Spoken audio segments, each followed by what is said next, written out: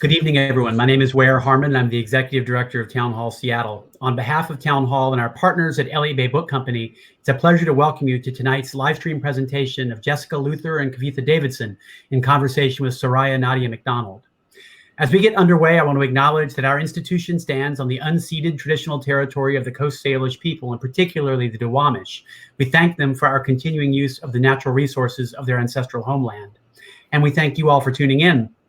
Town Hall is grateful for the opportunity to invite Seattle audiences and beyond into present tense exchanges of issues, ideas, and creativity, even when we, can't do it in person. Town Hall will continue to produce online content throughout this fall and into the new year, and as circumstances allow, to even host live streams from our building. Meanwhile, if like me, you just can't get quite enough time on Zoom or YouTube, know that many of our past talks are available in video or podcast form under the header Digital Media on our website. But back to tonight's program. The event will last around 30 to 40 minutes, followed by an audience Q&A. Jessica, Kavitha, and Soraya will take questions from the Ask a Question field at the bottom center of your screen. Please keep them concise so we can get to as many as possible. Also know that you can view the event both here on Crowdcast or over on Town Hall's YouTube page if you want to utilize that platform's closed captioning feature. Just know that it's easier for us if you pose your questions over here. Town Hall's adding new events and podcasts every day. Upcoming programs include Jane Fonda and Elizabeth Lesser on women's activism to bend the course of climate change, Steve Davis and Chelsea Clinton on turning outrage into constructive change, music biographer Philip Norman on the life of Jimi Hendrix, as well as appearances by Howard Gardner, David Eagleman, Marion Nessel, and half a dozen programs in the 2020 Earshot Jazz Festival offered live from our forum space.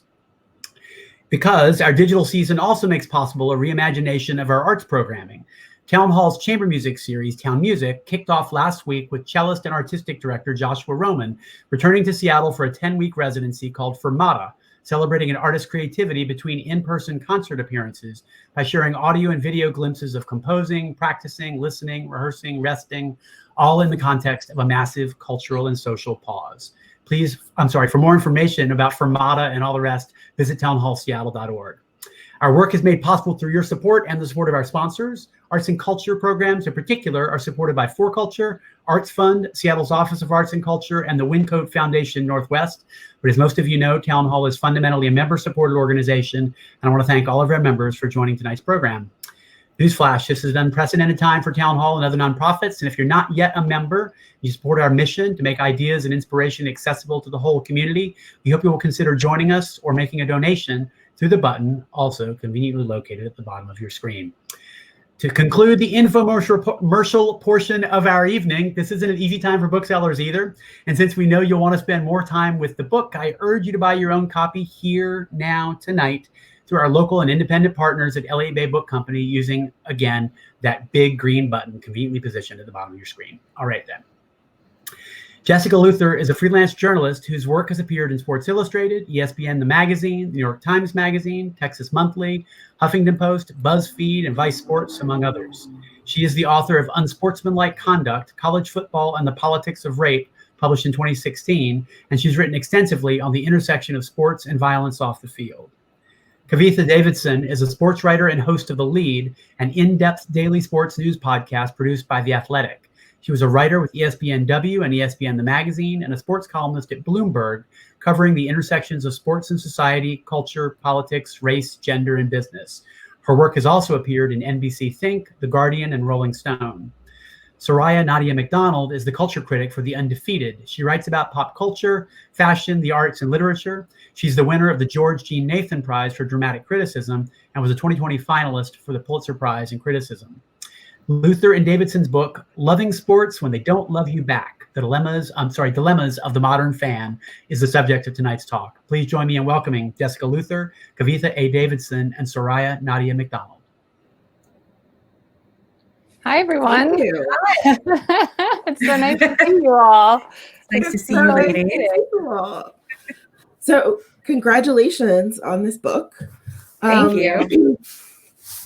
First off, I actually just want to ask you guys how you structured this so that, like working together. I mean, it's one thing to like share a byline on, say, I don't know, a 30 or 40-inch story. How does that work when it's like several tens of thousands of words?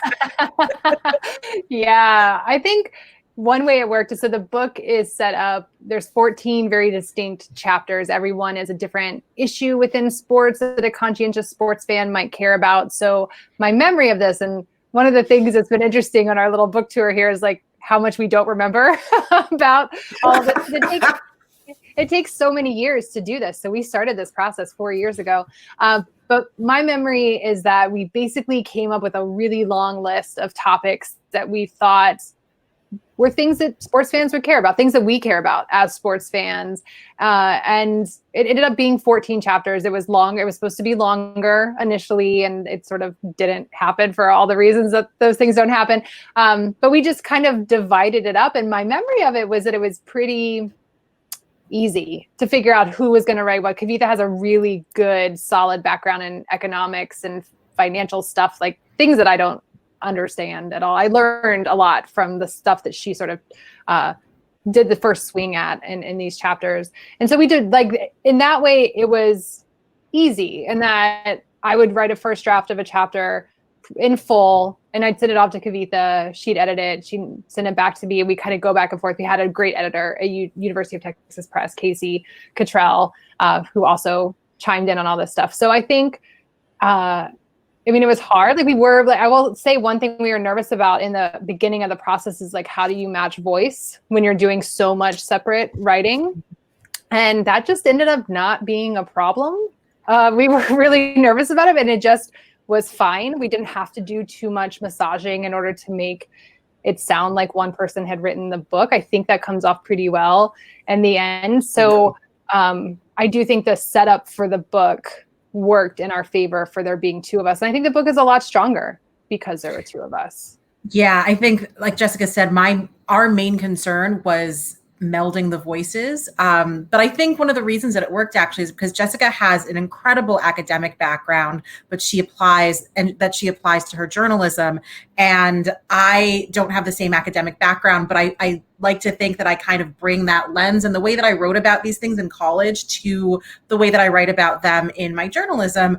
And also I started, like, I was thrown kind of into the deep end in my journalism career as a columnist. So that kind of columny voice has been the foundation of the way that I've written. So it's been interesting that we didn't actually have to massage it too much, like Jessica said. And then when it came to dividing the chapters, there were definitely a few that it made sense for me to do. It made sense for Jessica to do. Jessica doing the the racist mascots chapter, because, she studied very extensively in her postgraduate work, Native and Indigenous people's rights. And then there were definitely several chapters that both of us have covered throughout our careers, these topics, and have, just obviously care about. And I think that even with those chapters, it was stronger because we had both of our perspectives, which align, but still were different, right? Like, we obviously agree on Serena Williams, but we can write about her in such different ways, right? Right. And I think that was one of the really cool things about working on this. And it was actually, for me, like you said, Soraya, it's a different thing to work on a 30 or 40-inch story with another person. I've literally actually never had a co-author. And like, even on that, I know that Jessica has a writing partner that she does some of her reporting with at Texas Monthly. So this was like just an incredible learning process for me about how that works. Which is quite a thing to do a book, because, like, book writing is just, like, really hard all by itself. So that's quite a way to learn, Kavitha. Oh, man. So, okay. So obviously the title is Loving Sports When They Don't Love You Back. Is this just a Philadelphia subtweet? Kavitha would think it was a New York City subtweet. So I would think it would be, there are actually quite a few chapters in there where I do specifically call out certain New York teams. For example, there was a chapter about loving your team when you hate your owner, which is probably the most direct type of relationship of a fan not being loved back by the sport or the team that they love. And of course, I had to interview Knicks and Mets fans for that chapter, We get tweets from people whenever they see that chapter title, we get tweets from people all over the place. But, like, I think we've gotten at least one from, like, Philly fans who are like, or people who are like, hey, this is about us. But we have gotten fans from Minnesota, I think was the last kind of place where I think it was Twins fans were like, this is just about us, right? Which I think that some of these things are so universal that there are so many reasons that sports might not love you back, whether it's because your team sucks and you still love them, or because of all of these kind of social issues that we talk about that directly affect you as a fan. So it has actually been kind of cool. We didn't write this book with a particular fan in mind, and I think it works. Yeah, I mean, it's a little sad to realize that so many people see themselves in this sort of semi-abusive relationship with their sports teams. Yes, isn't that interesting? I don't know what that says about us as a nation. Yeah, I think it says a lot about sports. Yes, it says a lot about capitalism. Well, I have to let my dog out of the room because he's barking. I think it says a lot about capitalism. It says a lot about our connections to these things. And Soraya, you would know more than anybody, especially as a culture critic, that a lot of these dilemmas, a lot of the ways that sports don't love us back, you can apply to music or fashion or movies and Hollywood. Like theater, definitely. Like there are designers who say things that you don't agree with, definitely, and all kinds of things like that. But I think that one of the unique things about sports, we tried to really distill what it is that is unique about sports, that we feel these things, not necessarily stronger than fans of other forms of entertainment, but that we feel like you're attacking us when you think that you want to take them away from us. And we talked to this great sports psychologist at UMass named Dr. Susan K. Whitburn, who basically said, and I don't think any of this is new information, but she's kind of said it in a way that allowed us to process it differently. She basically said, think about when your sports fandoms are formulated. And it usually happens really early in life and in childhood. And it usually, oftentimes it has some kind of familial connection. You know, grandpa took me to the ball game and I always will have that memory and that kind of thing.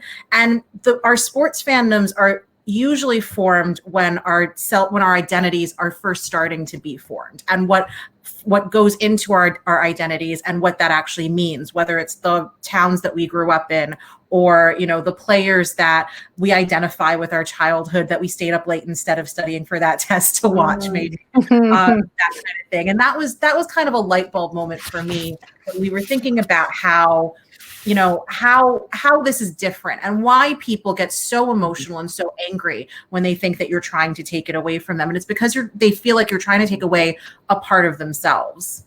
Or even changing it, right? I feel like one of the hardest things, and maybe this is true in a lot of other spaces and I just know sports the best, but like anytime you're like, hey, this could be a little bit better if we just changed a little thing, and people are like, no, how dare you suggest that this thing I love has any kind of issue with it, because they feel implicated. And on some level, yeah, like you should feel implicated in this thing, but also it's not you, like you are not your team. But I'm totally guilty of, I do the thing where I say we all the time in reference to like a team that I have nothing to do with, as if I am the one who's going to step out on the court or the field or the pitch or something and actually win the game. So, I mean, I'm totally guilty of that feeling as if I have some kind of ownership over it. But it is kind of wild how mad people get at the suggestion that this thing that they love maybe isn't inclusive in all the ways that it could be, and could just be nicer or all around. It's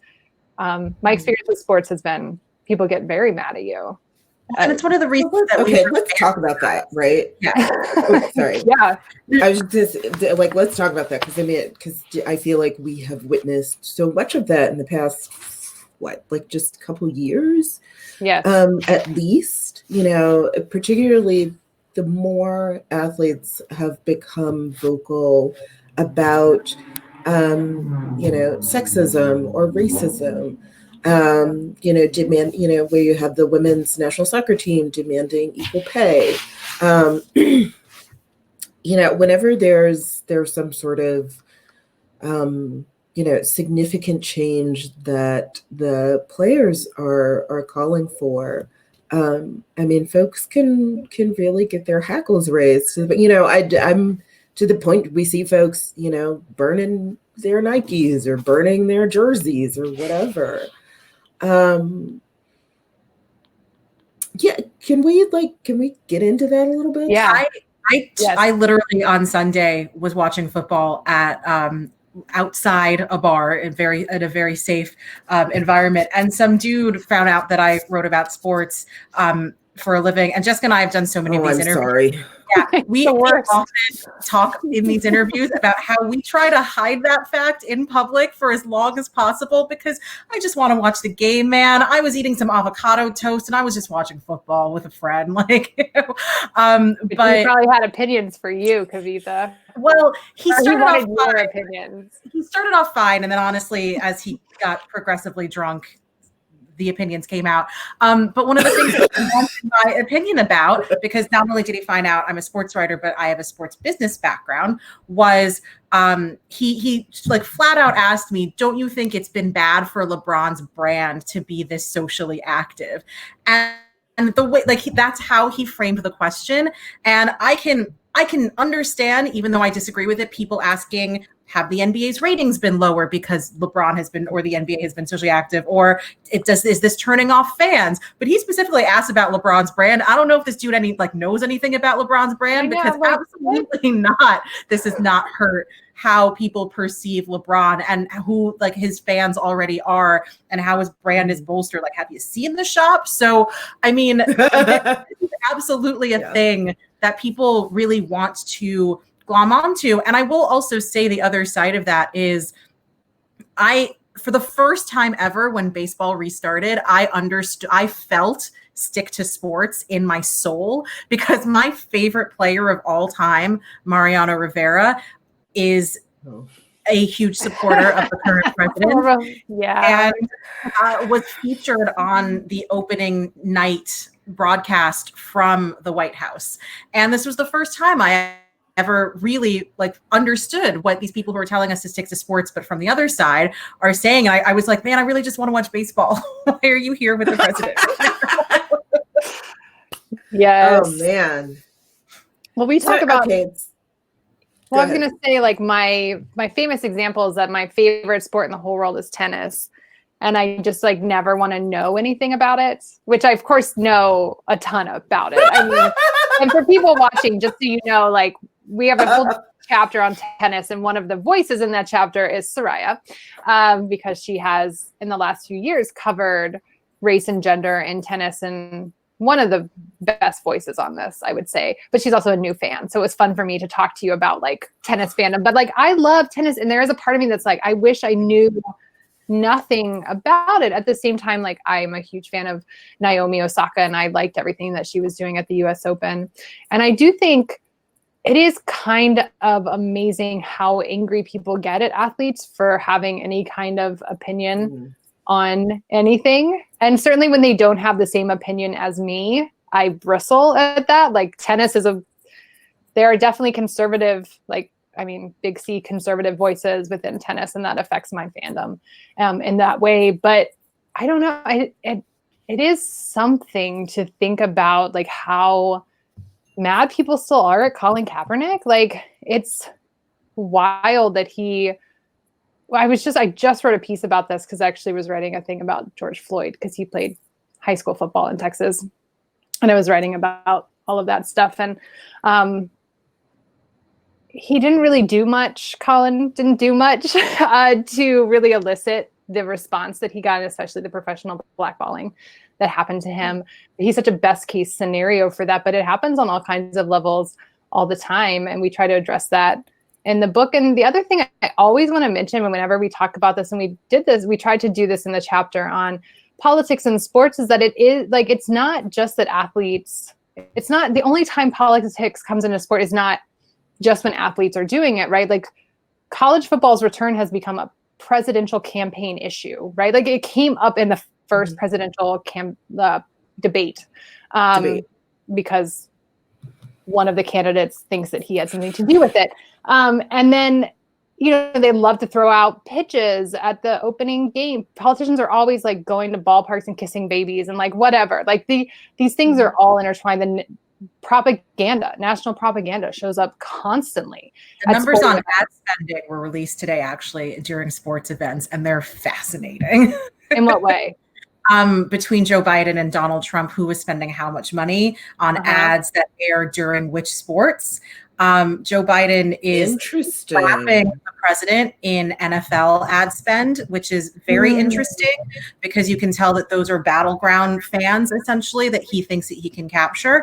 And then the other side of it is, and then that's when you're in the millions of dollars. And then when you get to the tens of thousands of dollars, Biden didn't really have much on MLB platforms.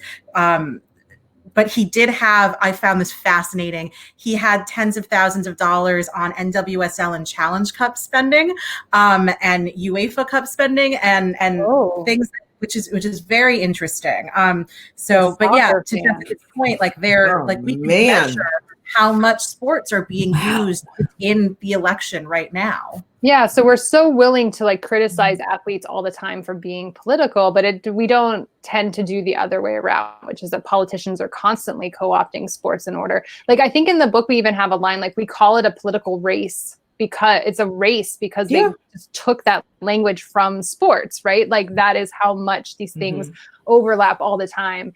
And so we just don't seem to have that same kind of criticism when it goes the other way. And I think that says a lot. I think a lot of it has to do with a lot of the athletes are Black and we just don't want to listen to anything they have to say.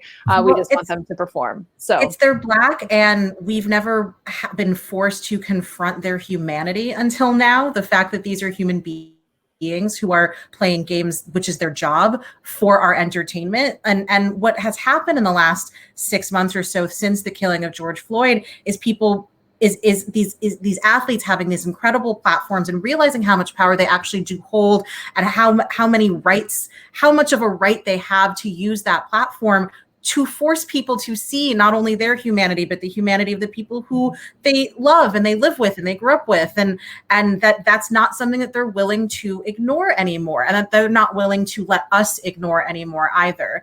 And that's been, one of the big through lines in the book is recognizing that athletes are humans and recognizing that athletes are laborers, that they are workers, that even though these are games, right? This is a giant business, and that they work so hard, often from the time that they're 7, 8 years old to get to where they are, and that we can't just dismiss all of that because we want this thing as a distraction, right? Like that's fine. Watch your game and then turn it off if you don't want to be reminded of all of the other things in the world. But you can't just deny the fact that these athletes are people. And I think that athletes are people too is one of the things that we hope people learn. Wild. But I think that moment, can I just mention that moment with Naomi after she wins the US Open and Tom Rinaldi, I was like, man, he just like peed his pants. He asked her about the names, right? Didn't you think he was like free? There's like a millisecond of time where she pauses, but he like asked her about wearing the names of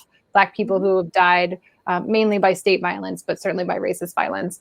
And she just turns it around and he asked like, what's the message you want to get across? And she responded with, what do you think the message was?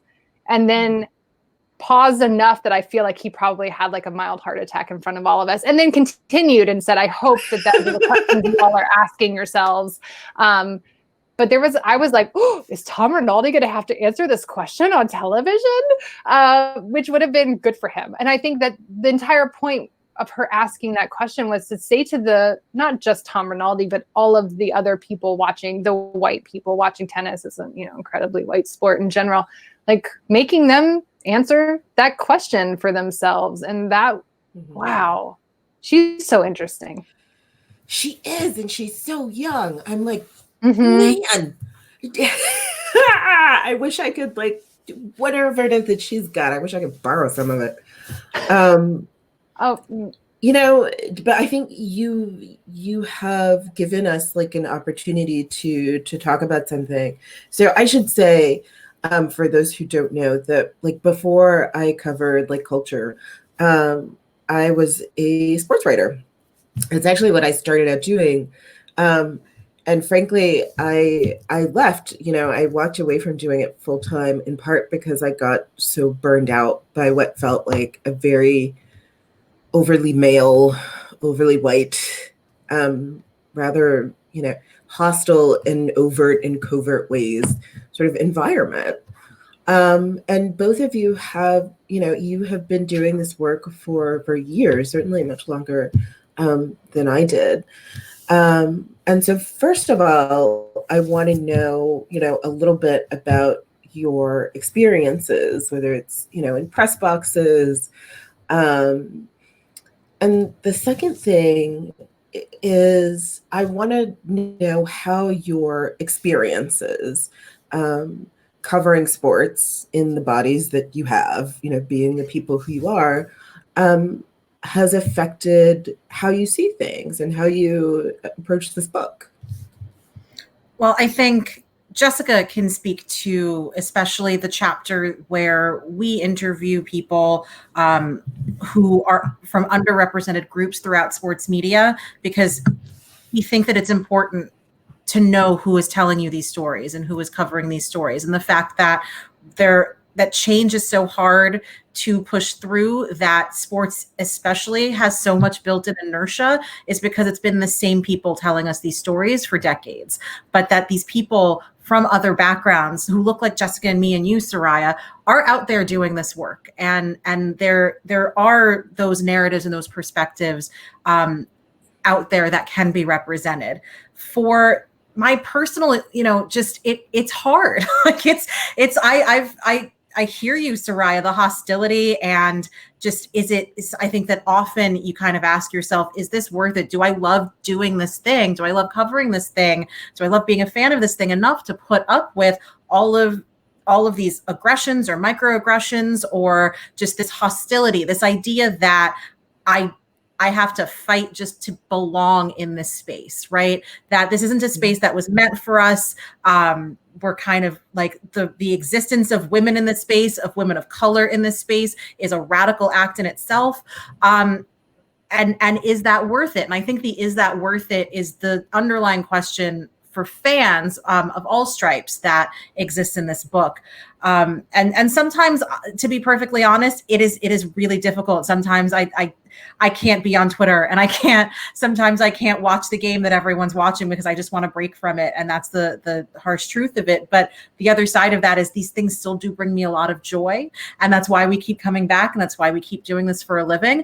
But it doesn't come without that constant questioning of yourself, and that leads to imposter syndrome, and it leads to whether it would just be easier if I gave this up and went and wrote about politics or some of the things that I would be more inclined and probably more accepted in certain circles. Although it's politics, I don't know why I would think that I would be more accepted in a political journalism circle. Scratch that. That's how bad sports has been sometimes. Everything's better than this. I always go back to, there's a comment that was left on a column that I wrote back in 2014 when Derek Jeter retired.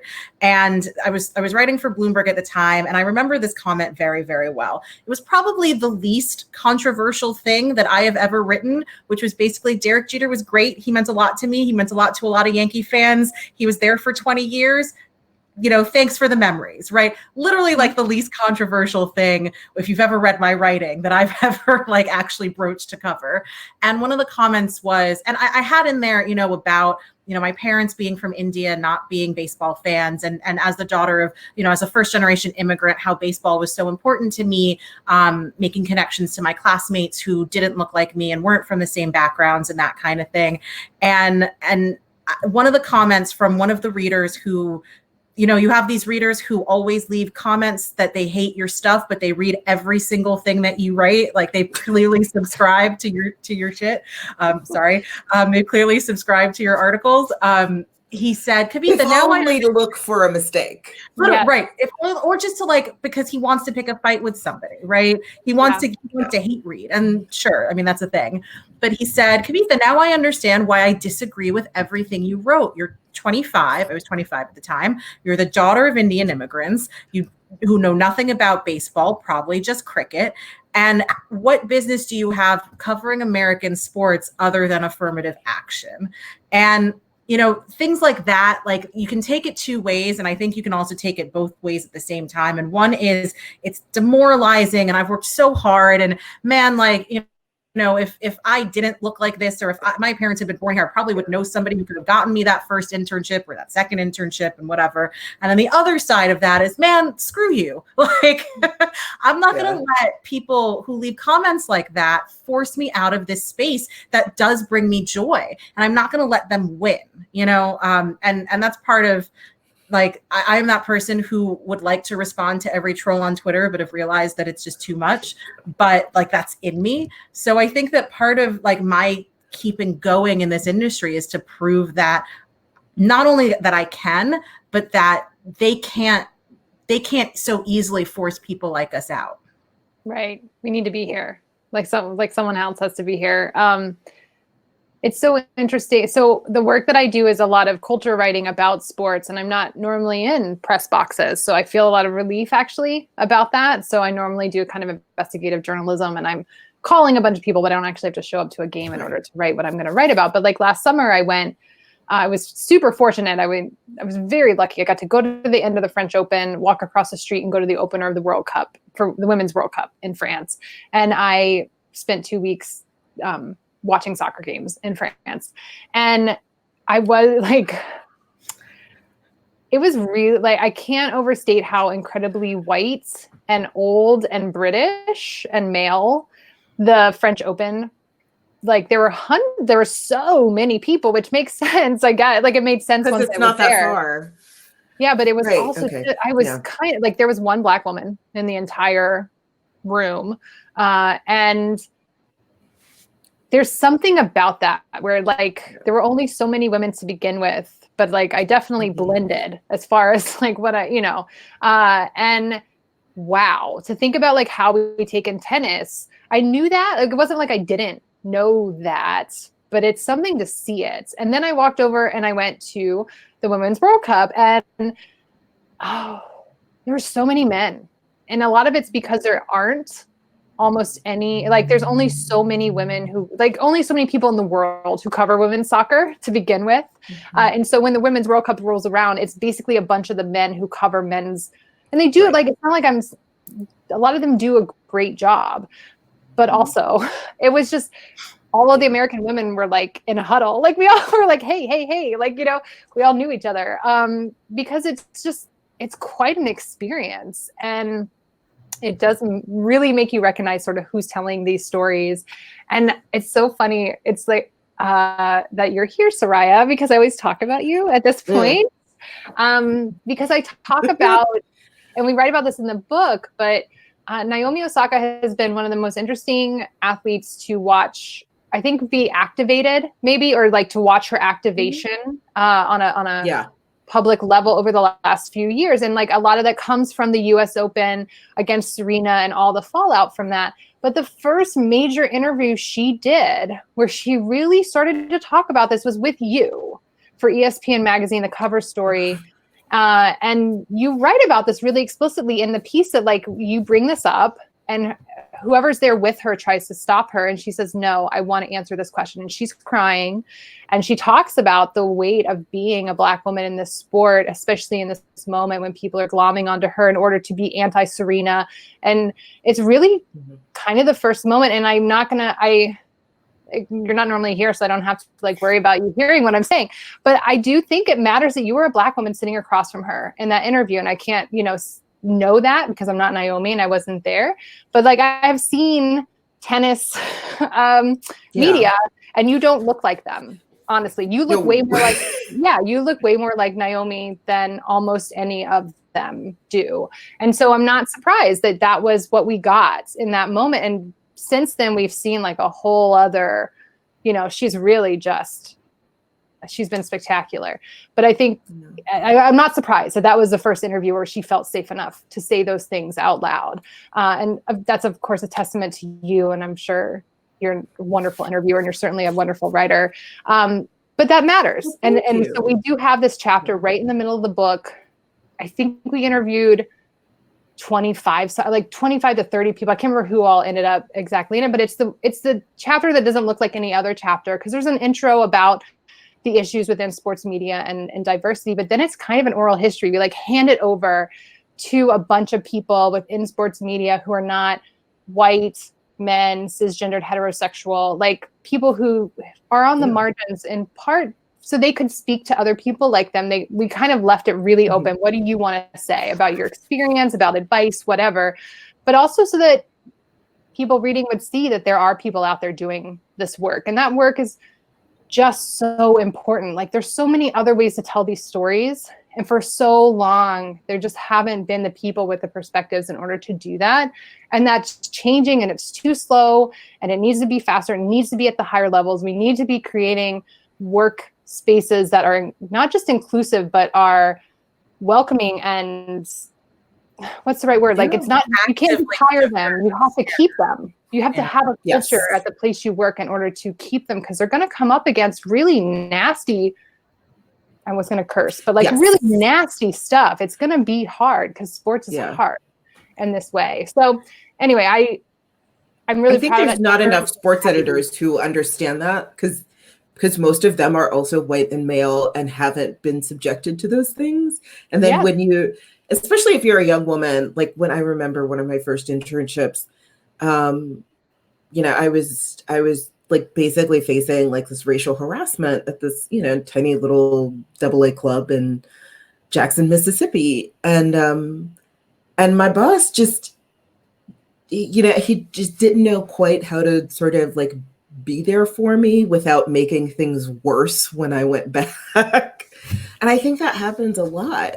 You know, the one thing, so this was not, I wasn't trying to sort of like steer you into talking about Naomi and no, I talk about it every time. Kavitha, literally, no, like it's not, like I bring it up all the time as a really great example of like why we need a more diverse sports media. Like it's such a clear example.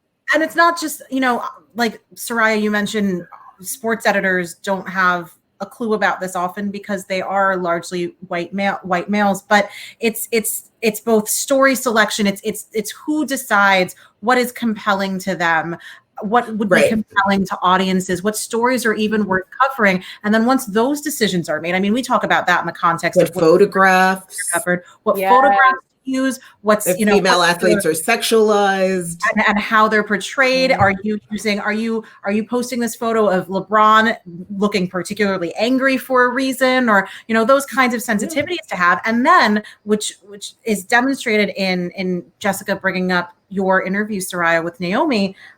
Once you decide on doing a story that you find valuable, being able to get that story done as well as possible, because you are talking to someone because that person has trust that you are asking them questions in good faith, that you are asking them sensitively, so that you are, you know, not going to mince their words or things like that. And that you understand, even if you don't come from the same background as they do, you understand that they come from a different background. And just that, those things in themselves are so important to being able to just widen the stories that we're telling.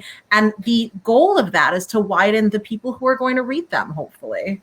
Yeah. I hope so. I was just going to say that, like, I think part of the reason why that story worked was because I interviewed her in Australia.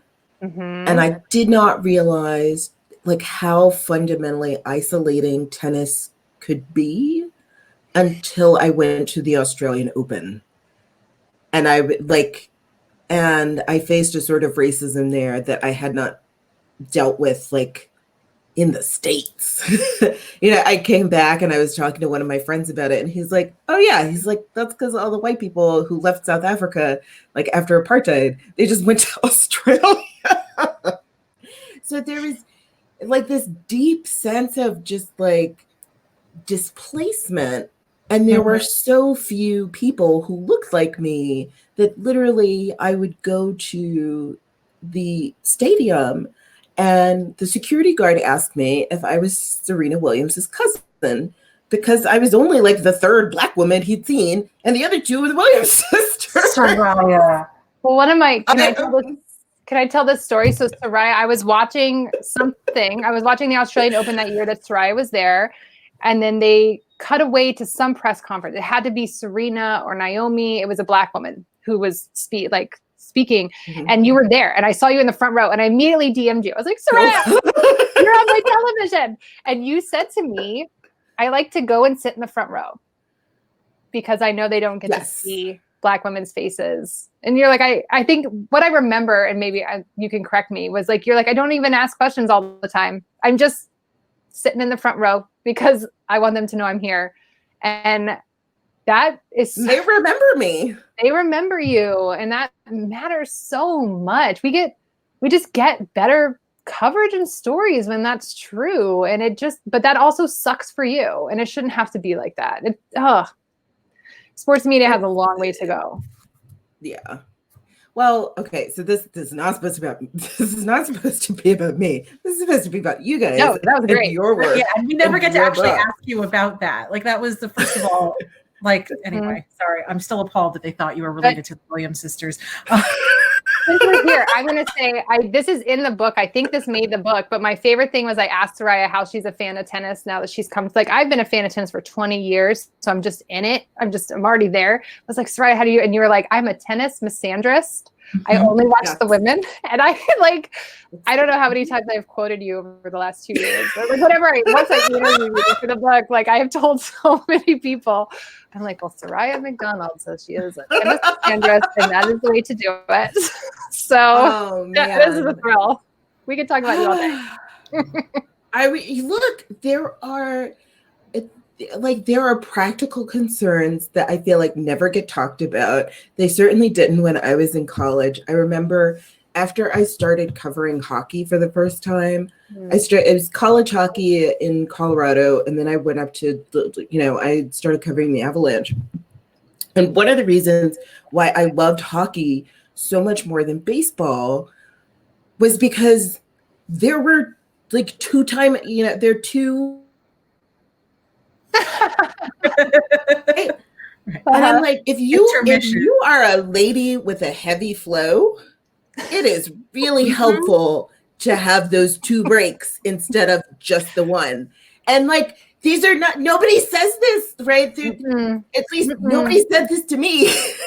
Well, it's totally true. And also, along those lines, only very recently do we actually have women's bathrooms close to the press box that it was like and it's wild. And I can't remember which team it was but in COVID times they've had to obviously reduce the number of people who are allowed in bathrooms, and there was a basketball team that was using their women's bathroom for the men because they didn't think that there were enough female reporters to use that bathroom. These practical concerns are absolutely real things. And then the other, it's the only woman in the press box thing is something that gets talked about a lot. I think that we talk about it among ourselves a lot as well. This came up today. Walter Buehler is a pitcher for the Dodgers, lost a game one of the NLCS, and it was terrible. Terrible mood about it. And as reporters, we're all in really awkward positions doing our jobs. I'm not a beat reporter right now, but I understand how they have to, go about their job. Doing these post-game pressers over a Zoom in a group, you're not getting one-on-one time, all of that. So there was a reporter who asked Walker Buehler about the fact that his pants were trending on Twitter that night. They're very tight. They were real tight. Very tight.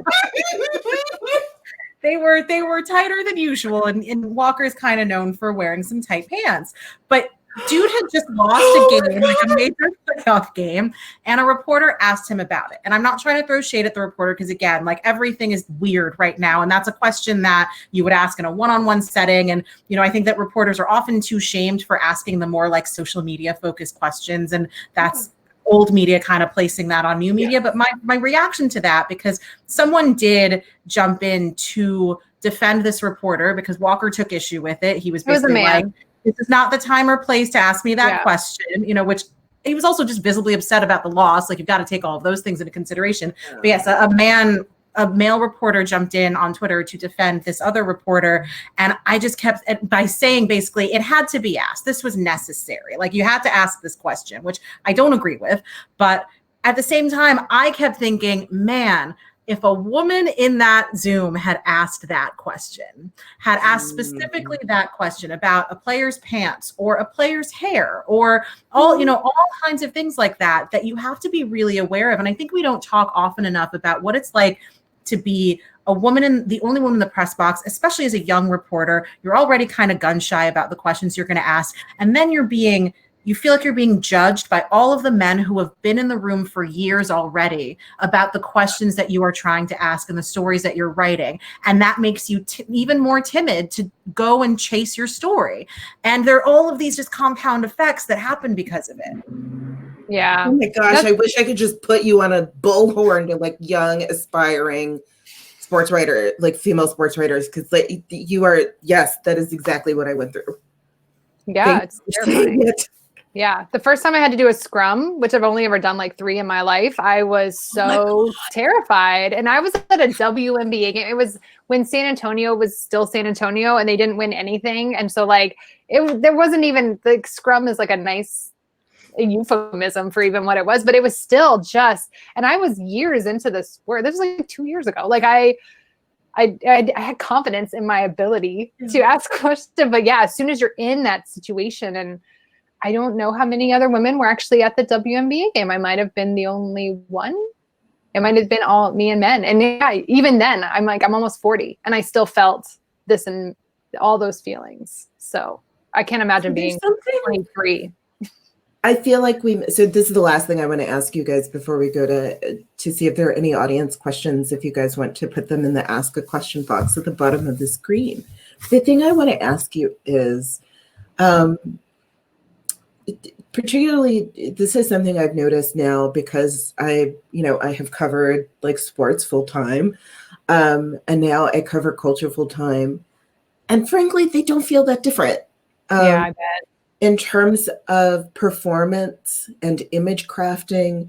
So and I think if there is, it's fairly acceptable to sort of to do the sort of like analysis of celebrity image crafting because it is expected of them. It's sort of built into the history of what makes a star, going back to like the Hollywood studio system. Like you sort of built them from the ground up in the same way that you can kind of coach up a player and make him, spend more time in the weight room and, for whatever it is. But obviously athletes aren't just athletes, like the ones who are very well known are also celebrities. And, I think this sort of takes us back full circle to the point that you were making, Kavitha, about that man who asked you, whether LeBron James's activism was going to be sort of deleterious to his brand. But like part of what I notice because sports media is so lopsided when it comes to gender, and because it's such particularly for male sports, like it is masculinized in such a specific way, that we end up missing things like the fact that, oh gosh, I love The Last Dance. Don't get me wrong. I don't know that I love The Last Dance for being like a serious sports documentary. I love it because it's basically like 9 hours of like Chicago Bulls tea. Yeah, it was fun. You know what I'm saying? Yeah. Mm-hmm. There was some goss on there. It was great. Yeah.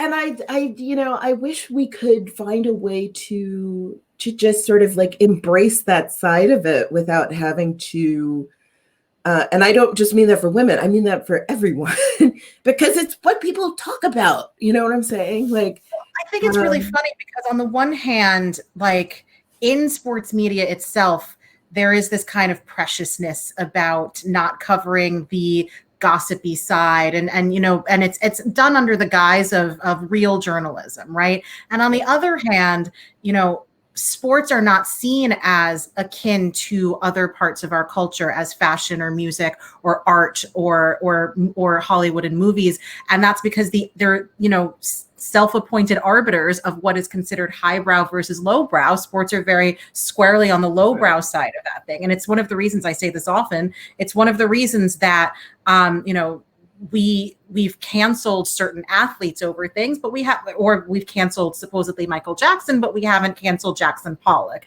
It's because there are people who have decided what contributions to our society, what in art or in sports are worth overlooking some of these things for. So those two things are true at the same time, that within our industry, we're very, very self-selective about what we consider to be serious journalism. And the reality of it is there should be a place for all of us. There should be a place for all of these coverage angles to talk about, what Russell Westbrook's latest crazy, amazing outfit is. And it's going to be amazing. He had a line at Barney's and I'm still mad I didn't have a single piece from it. He had a line at Barney's. It was amazing. Wow. R.I.P. Barney's. Oh, God. Yeah. Damn it. Yeah. Shoot. But that there should be a way to cover all of these aspects of it, that sports are, in my opinion, a form of art or culture, if we're going to put it in that bucket, and that it's possible to experience them in the same way. And I'll always remember Katie Nolan, who's a phenomenal advocate for everything that she does. I'm a huge fan of hers. She's just also incredibly supportive of women in this industry. Katie was kind enough to have me on her show back when she was at Garbage Time several years ago. And we had a very serious discussion about concussions in college football.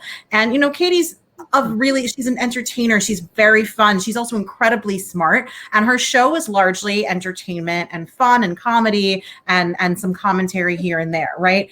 This happened to be a much more serious show than she usually does. She's capable of doing it. She's, she wasn't out of her depth, obviously. It's just not what she does regularly. And I remember her getting comments to the effect of, why don't you do more serious stuff like this more often, young lady, basically. And she was like, I'm not a serious person. When I want to talk about this stuff, I'll talk about it, and I'm capable of doing that pivot. But the underlying thing there, especially for women, but I do think this applies more broadly to your point, Soraya, in the industry, but especially for women, is that there are only so many spots for us in the sports media industry, right? And we've got to just do the serious stuff, or we've just got to do, the entertainment stuff. And there's no room for anybody in between, and there's no room for crossing paths there. And that's something that's absolutely got to change. And it's the old guys in the room who are arbiters over what is still worth covering, that can change that. And I just want to add, one of my stories about this is I do super serious work a lot of the time, and it's exhausting and hard. And one of my stories about this is that years ago, when Vice Sports was still around, I wrote a really jokey piece about Lane Kiffin being a really bad coach, which is everyone does this. And it was terrible because the response to it was, whoa, will he not have sex with you? Is this why you're writing this? And it was a really disgusting response to what was a really fun article to write. And I was controversial opinions about college coaches. Yeah. Lane Kiffin sucks is just not one of them. You could publish that today. I mean, it's the same, whatever. But it was just this reminder of this, you don't fit here. The other thing I want to add about this is Kelsey McKinney, who's at Defector. She was at Deadspin, and I love her a whole lot. I met her when we were one of literally 6 people who covered the Women's Baseball World Cup a couple of years ago, because no one covers that from America. And but Kelsey always jokes that, and I want her to turn it into real life. I don't know if you've heard the podcast Who Weekly, which is about celebrities, B-level celebrities, and it's funny and great, and it's kind of it's not serious in any way that you can just tune in and laugh your way through it. But they take it very seriously, right? They're serious about this thing. And she's always she has joked that she's going to do the sports version of that. And I'm just here to say that Kelsey needs to do that, because we all deserve that kind of coverage among all the other kind of stuff that we get. And she'll who really wants to do that though, right? Because the blowback is so obvious if that existed. What that would mean for her ability to write on other sports stuff. We all know that it would affect. It would be a referendum on every woman's sports writer's ability to seriously cover sports. But it would be amazing. And Kelsey has already proven herself. It's just, that part of it where there's not one way or the other. But sometimes I dream about the Who Weekly of sports. I think that would be perfect. Yeah. Oh, I think we have a question. Haha. Okay. Maria asks, are there any thoughts or comments on the future of USA Gymnastics and changes to the governing body after the sexual abuse, molestation charges, and healing the athletes? And then there's a follow-up. Why do you think that went on for so long and so little was done? Yeah, that's a really great question. And I will say there are certain things that I wish we had been able to get to in the book. And this is one that we don't really cover: systemic sexual violence or abuse within sport. We have a chapter on domestic violence and sexual assault, but like when your player you're rooting for has been reported for these things. I think this is a really hard question because one thing we've seen alongside everything with Nasser and USA Gymnastics in general, which is just so big, it's like hard to wrap your mind around, is that there's issues in USA swimming, there's issues in USA figure skating, there's issues within French figure skating, there's issues within hockey, there's issues within the South Korean, I can't remember which sport it was. So these kind of things that we're seeing in USA Gymnastics, you actually can find them in all kinds of sports all over the world. So what do we do about that? Because to me, that signals that these are issues within sport and how sport is structured and how it is run in ways that are deeply rooted, that are so far beyond like this particular instance of it. And I think interrogating that is truly terrifying for a lot of people, because how do you coach people? I mean, one of the things that sticks with me, there was a ESPN article. I can't remember who wrote it now. I need to memorize this, but it stays with me because it was about John Geddert, who was the coach for the 2012 Olympics, and he ran how do you say it? Twistars in Lansing, and he and Nasser would come and be the doctor for him. And this woman talked about how John Geddert was abusive as a coach, like emotionally and mentally abusive to them. And she would say that John would break us down and Larry would fix us up. And that's so devastating on so many levels, to think about how the one kind of setup with coaching leads to the ability for abuse on the other side. And then sorry, this is a long answer, but like beyond that, we have so many issues with how we think about sexual abuse in general within our culture. So when you hear these terrible stories, like there's a really great ESPN podcast, or no, Michigan Public Radio podcast series about all of this, where they interview parents who didn't understand what was happening to their children, didn't want to see it, didn't want to process it, and like their emotions around this. And you think like those are such large societal things going on there. So we have like issues with like we too trusting of coaches. We're too okay with the way that coaches treat children. We are too trusting of doctors. We imagine that these systems set up like USAG are there to protect our children. And we've found out that that's not true. And that rattles a lot of people. So I don't know what's going to happen. And I don't really know exactly how you fix something this huge. And I don't know. I'm sorry. I wish I had a more definitive answer for you on this, but it's so big. If you look at the way this is I hate breaking things down to patterns, because these are individuals who have been abused systemically, and everyone has their own story, and everyone's story matters. But there are such strong patterns here. If you look at USAG, I mentioned USA Hockey, which were, a lot of those victims were boys. Don't want to forget about how systemic this is throughout. Even like wrestling at Ohio State. Yeah, you can find it all over the place. Yeah. USA Swimming, obviously, like this is all over the place. And, we've done a few episodes on my podcast about some of these cases, and every single time it is the same grooming pattern. It is, you're either being torn down by your coach and built up by your doctor who's abusing you, or you're being torn down by your parents, and they identify the athletes who are more vulnerable in that way. And the coach is the one who then brings them up, and it's part of that grooming process. And it all really very mirrors the abuse scandals that we've seen in the Catholic Church and that we've seen in other institutions. It's a very, very strong connection. And the similarities there are your priest or your teacher or your coach are unassailable. And that authority figures, especially at a young age, are unassailable. But in sports, there's the added element of winning at all costs. And that is that is such a strong force there beyond just the personal force of having an adult in your life. The idea that this is good for your future and that you need this to succeed, and that just this winning at all cost mentality is underlying so much of this abuse that we're seeing here.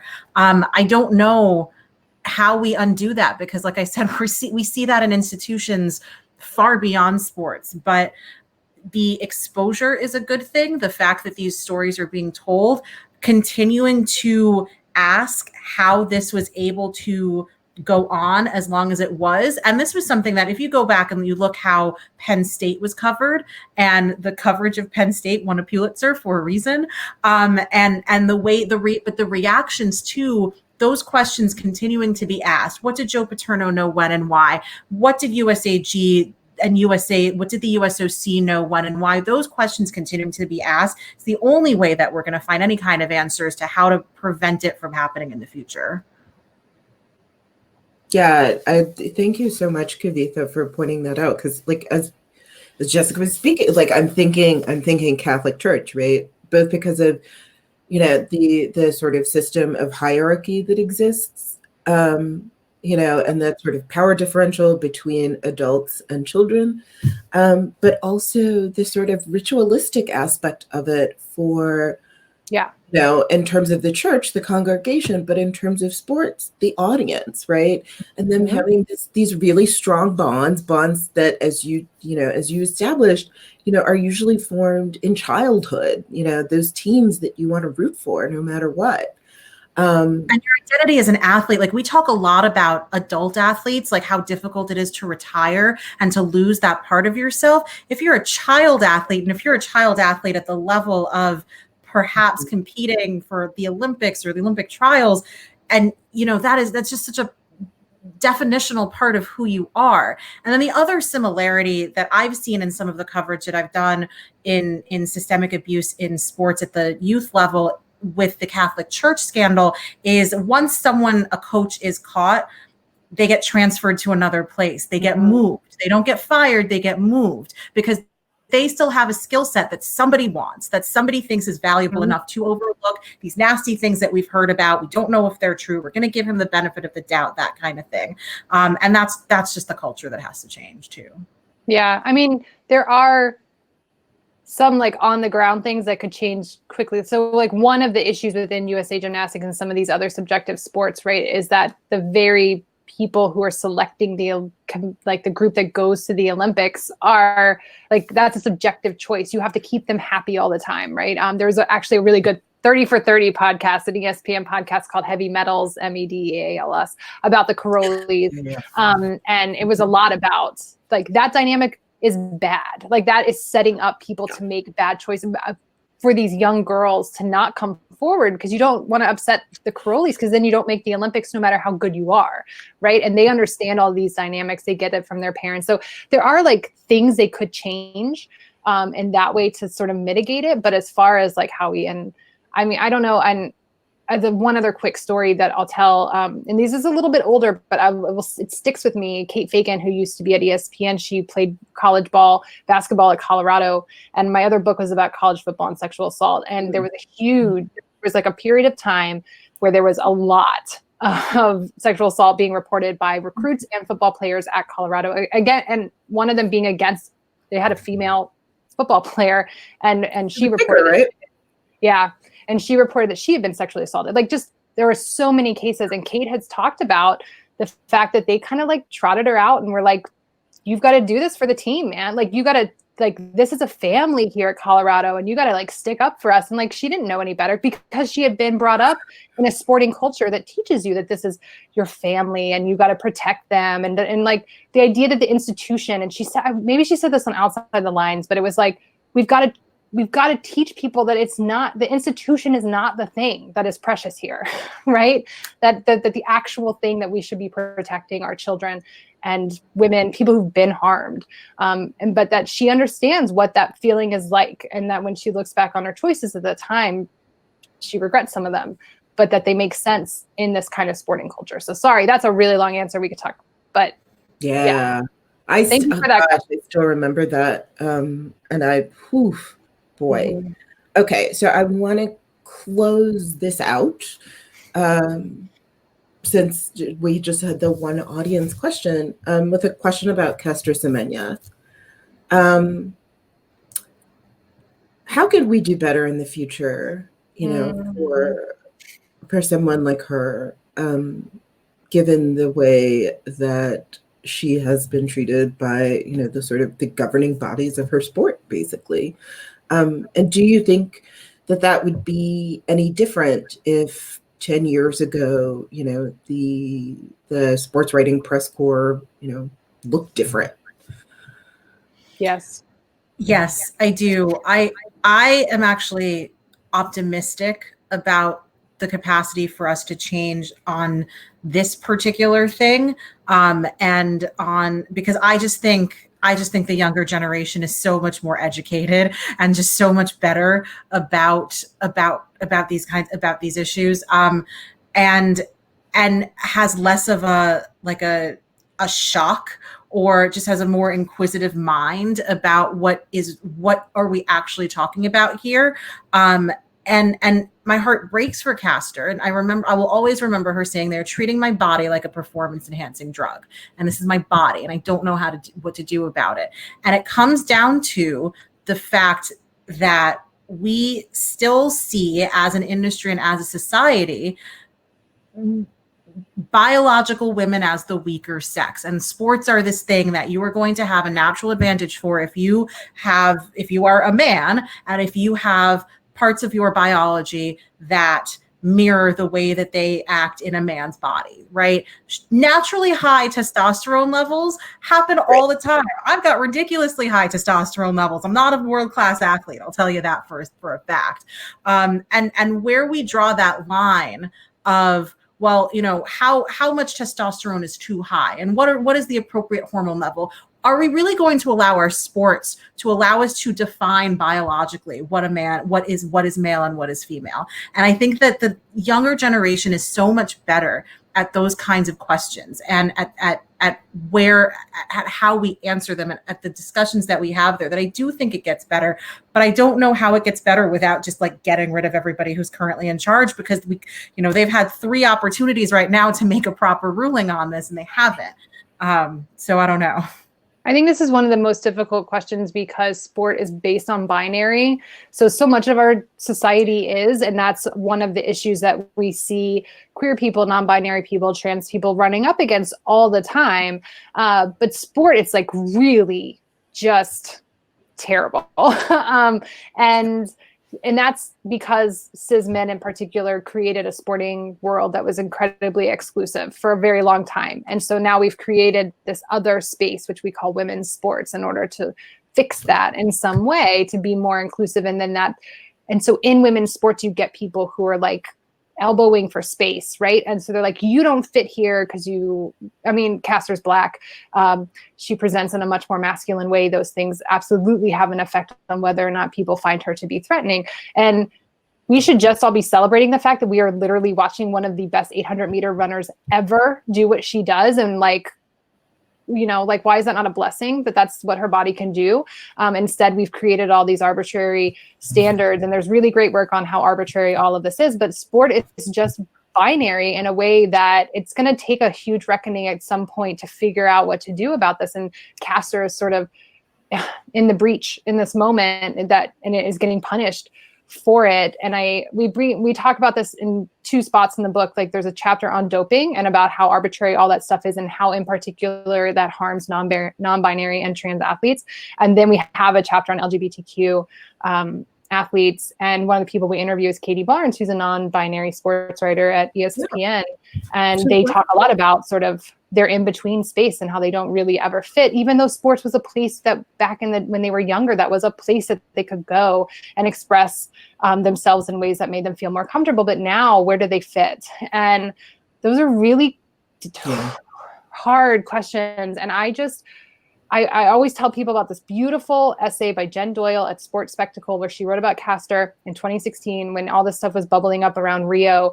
And the thing that I hold on to is Jen has this great way that she imagines women's sports. So men's sports, exclusive, only certain people fit in this category. Everyone else exists outside of it. And so Jen's like, this is the place that was supposed to be this. Women's sports is the disruptor. It is the thing that exists to destroy what has already been set up.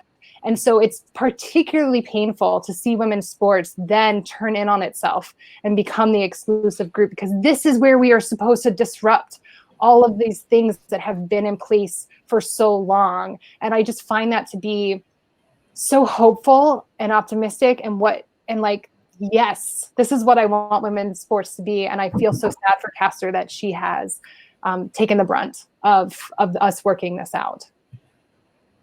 Yeah. Well, thank you two so much. Thank you. This is Soraya. I love this conversation. I could talk with you. I could talk with you. I know. Sorry we're long. Well, I want to thank everyone for tuning in, and thank you, the three of you, for this great presentation this evening. And just thank you, everyone, for being here. If you enjoyed this event, you can find many more like it on our website, townhallseattle.org. We hope you'll consider making a donation, as your support will allow us to continue to provide events just like this one. If you're interested in purchasing a copy of the book, Loving Sports When They Don't Love You Back, Dilemmas of the Modern Fan, please use the link on this live stream page to purchase through our friends at Elliott Bay Book Company. And finally, thank you again for being here. Have a great evening, everybody. Thank you. Thank you. Thank you.